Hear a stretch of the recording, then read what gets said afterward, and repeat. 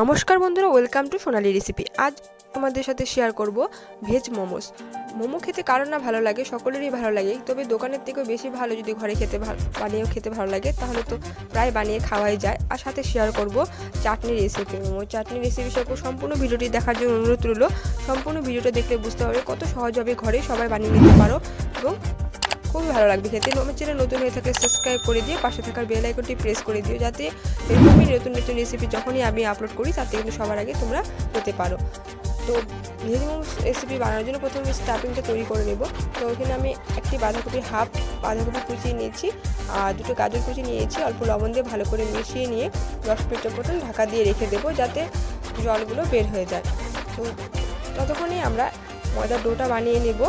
তো এখানে আমি 1.5 কাপ ময়দা ব্যবহার করেছি এবং সামান্য লবণ, 3 টেবিল স্পুন তেল দিয়ে ভালো করে ময়াম দিয়ে নেব। বেশি ময়াম দেওয়ার প্রয়োজন নেই, ভালো করে সব কিছু একসাথে ভালো করে মেখে নেওয়ার পরে অল্প অল্প জল দিয়ে ময়দার ডোটা বানিয়ে নেব। তো ভালো করে মেখে নিতে হবে, অল্প নরম ডোটাই বানিয়ে নেব। এখানে আমার ময়দার ডোটা কিন্তু একদম তৈরি হয়ে গেছে। এটা আমরা ঢাকা দিয়ে রেখে দেব।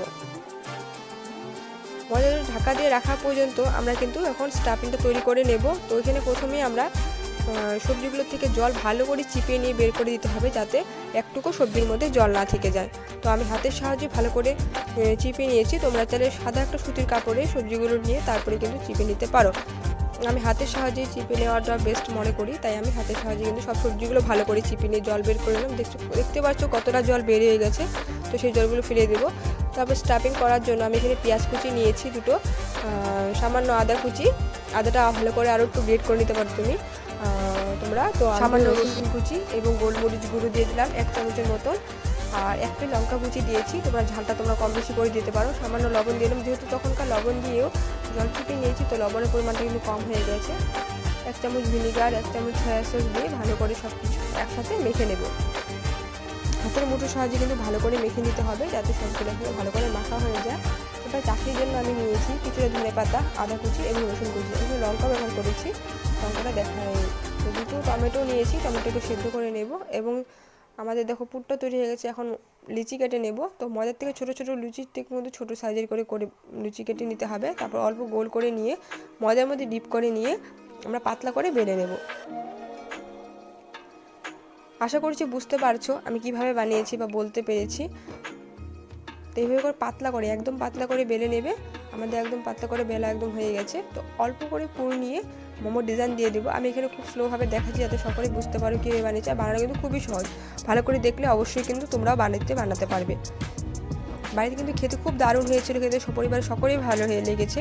আমি কিন্তু প্রথমবারই বানিয়েছি আর প্রথমবারই কিন্তু পুরো পারফেক্টভাবে হয়েছিল, খেতে খুব ভালো হয়েছিল। তোমরা অবশ্যই একবার বাড়িতে বানিয়ে দেখতে পারো। আর বাড়িতে বানালে কিন্তু আমাকে কমেন্ট করে জানাতে ভুলো না, তোমাদের কমেন্টেই কিন্তু আমাদের প্রেরণা দেয় যে নতুন নতুন রেসিপি আপলোড করার জন্য। তো এইভাবে করে মোমোর একটা ডিজাইন করে দিয়েছি, আর একটা ডিজাইন দেখাচ্ছি আমি এইভাবে করে বানাচ্ছি।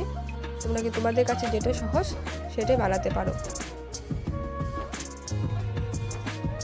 খুব সহজ, সব কিছু কিন্তু হাতে কুচি কুচি করে নিয়ে কিন্তু একসাথে মুট করে দিয়ে দিলেই তৈরি হয়ে যাবে খুব সহজ মোমোর শেপ।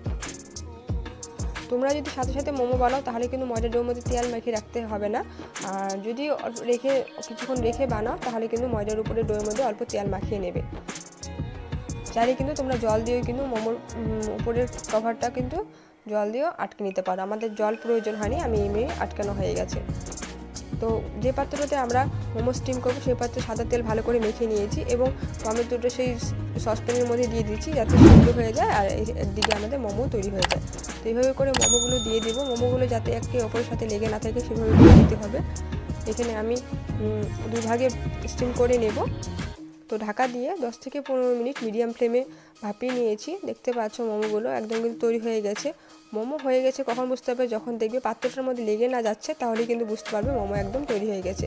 তো আমাদের একদম মোমো তৈরি হয়ে গেল। কেমন লেগেছে মোমোর এই রেসিপিটি আমাকে কিন্তু অবশ্যই কমেন্ট করে জানিও। ভালো লাগলে একটি লাইক করে দিও, ফ্রেন্ডস ফ্যামিলির সাথে শেয়ার করে দিও। দেখো চাটনির মধ্যে আমি কিন্তু লঙ্কা ব্যবহার করেছি, লঙ্কাটা দেখানো হয়নি, একবারও বলে দিচ্ছি। এবং লবণ দিয়ে ভালো করে মিশিয়ে নিলে কিন্তু আমাদের চাটনির সাথে তৈরি। তোমরা সস চাটনি দেখো সুপের রেসিপি শর্টস ভিডিওতে দেওয়া আছে, তোমরা চাইলে সেখান থেকে দেখে নিতে পারো। ভিতরটি ভেঙে দেখাচ্ছি কীরকম হয়েছে। এরকম আরও নতুন নতুন রেসিপি পাওয়ার জন্য আমার চ্যানেলটিকে সাবস্ক্রাইব করে দিয়ে পাশে থাকার বেল আইকনটি প্রেস করে দিও। দেখা হচ্ছে নেক্সট ভিডিওতে নতুন কিছু রেসিপির সাথে। সকলেই ভালো থেকো, সুস্থ থেকো, ধন্যবাদ।